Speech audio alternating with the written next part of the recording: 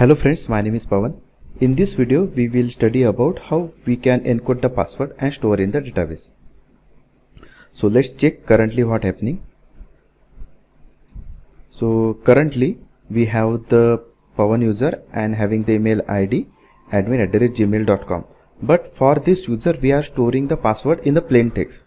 So it is not a good practice to store any user's password in the plain text. So this password we will encrypt and store in the database. So do that. For that you need to add one dependency. So this dependency, that is Spring Boot Starter Security, you can download it from the Maven repository. After that you need to open the main class. So I added the dependency in the user microservice. So let's open the main class of user microservice. After that you need to create the bin of bcrypt password encoder.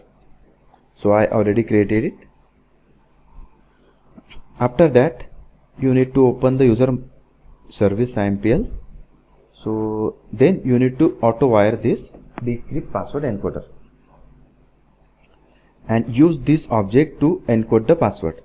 So currently I use the user model set password bcrypt password encoder encode method. This method will encode the password and user model get password. So we encode the password which is coming from the client.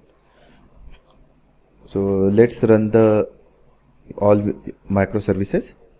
I will run the Eureka server, then Joule API gateway, and then user microservice.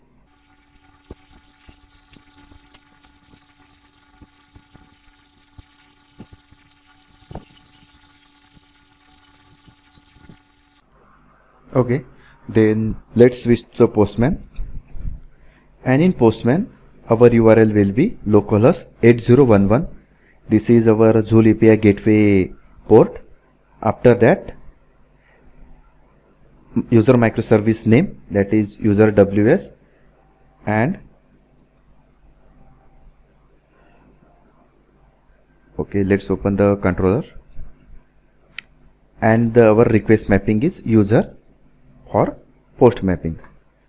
So same URL we created here, and we will create the user Aditya Chopde, aditya@gmail.com, and password will the admin123.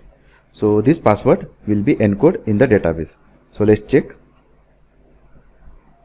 Okay, so we will get the 401, that is unauthorized error, because we added the Spring Security. We added the Spring Security jar in the pom.xml. So all the URL it automatically gets secured. So let's enable this URL is public and authorized request. Let's do it in a next video session. Thank you.